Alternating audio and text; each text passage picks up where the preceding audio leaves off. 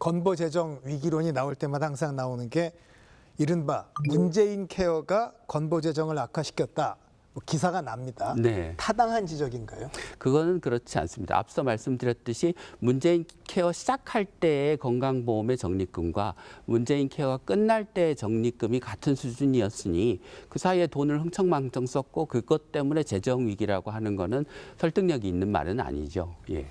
그런데 사실 그렇지만 진료비 지출이 계속 커진 거는 사실이에요. 왜냐하면 네. 그 초음파, MRI 이런 게 포함되면서 네, 네. 그러니까 지금 적자가 아니라도 앞으로 커질 수 있는 거에 문재인 케어가 기여했느냐는 어떻게 보세요? 복지부는 지난 2018년 8개 초음파와 3개 MRI를 급여화하면서 의료계에 연 1,907억 원 규모의 손실 보상안을 마련했습니다. 그런데 진료 빈도 급증으로 의료계 수입이 늘어 손실분이 감소한다는 사실을 미리 알았지만 손실 보상에 반영하지 않았습니다. 실제로 뇌 MRI의 경우 진료 수익은 급여화 전인 지난 2017년 4,272억 원에서 2019년 7,648억 원으로 80% 가까이 증가했는데도 보건복지부는 연 459억 원으로 잡은 뇌 MRI 손실 보상액을 줄이지 않은 채 지난해 말까지 의료계 보상을 진행한 것으로 드러났습니다. 또 뇌 등 2개 항목에 대한 MRI를 급여화하면서 일부 비급여 검사까지 급여화하면서 2018년 10월부터 지난해 12월까지 201억 원이 과다 보상됐습니다. 2018년 상복부 초음파가 급여화된 이후 상복부 질환이 없는데도 초음파 검사를 한 것으로 의심되는 청구 내역이 290억 원에 달하는데 심사 과정에서 아무런 조치가 없었던 것으로 드러났습니다. 의료비를 잘 정부가 관리하고 있느냐라고 하면 그건 아니지만 특별히 문재인 케어 때문에 건강보험이 전에 적용되지 않던 초음파 MRI에서 그 낭비적인 지출, 할 필요가 없는 검사가 다른 부분보다 훨씬 더 많이 늘었느냐라고 하면 그렇지는 않습니다. 그러니까 그 최근에 감사원이 낸 보고서를 보면 문재인 케어 때 이제 의학적으로 필요가 없는 초음파 MRI 검사를 한 게 얼마쯤 되느냐를 추정했는데 그게 전체 초음파 MRI 검사료의 한 10%쯤 됩니다. 예. 그런데 그러면 우리나라에서 입원할 필요가 없는데 입원하는 사람이 얼마쯤 되느냐? 전체 입원 환자의 한 절반 가까이 될 겁니다. 예. 외래의 우리나라 OECD 국가 중에서 우리나라가 병원을 방문하는 환자 수가 국민 1인당 방문 횟수가 가장 많은 나라인데요. OECD 국가의 3배가 넘습니다.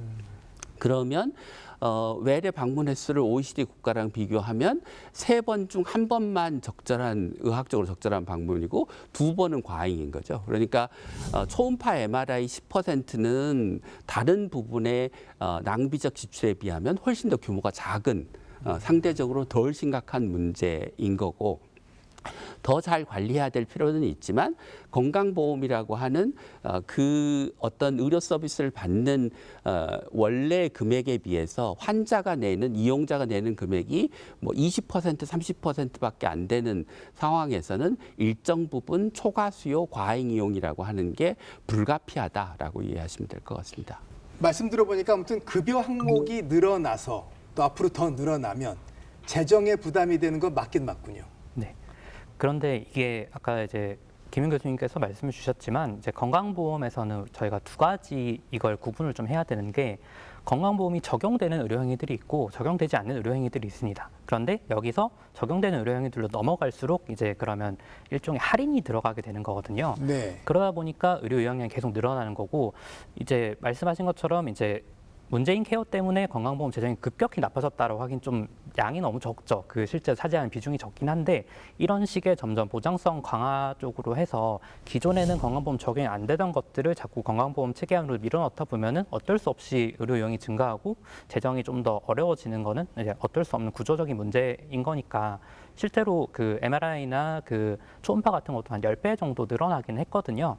그래서 이거를 과연 뭐 금액 자체가 크진 않지만 이런 식으로 계속 편입을 시켜서 점점 늘리는 게 맞을까? 라는 거를 한 가지 좀 말씀을 드리고 싶고, 두 번째는 이게 건강보험 적용이 된다고 했을 때도 본인 부담을 얼마나 하냐는 문제가 따로 있습니다. 그래서 내가 뭐 10%만 낸다, 아니면은 아예 80%를 본인이 부담한다, 심지어는 100% 다 본인이 부담한다, 이런 경우들도 있거든요. 건강보험 적용이 되는 거긴 하지만 이제 이런 것들을 조금 더 유동적으로 잘 조합을 해서 이제 너무 정말 중증 질환이나 응급 질환 같은 데는 그렇게 할 수 없겠지만 경증 질환이나 상대적으로 조금 꼭 의료용을 안 해도 되는 데서는 그 비율을 조금 올리는 방식으로 조절할 수도 있지 않을까, 저는 그런 생각을 갖고 있습니다. 그러면 근데 아픈 입장에서는 아니 내가 의료보험료 냈는데 쉽게 잘 갈 수 있으면 좋고 자기 부담도 적으면 좋은 거고 뭐 당연히 바라는 거 아닐까요?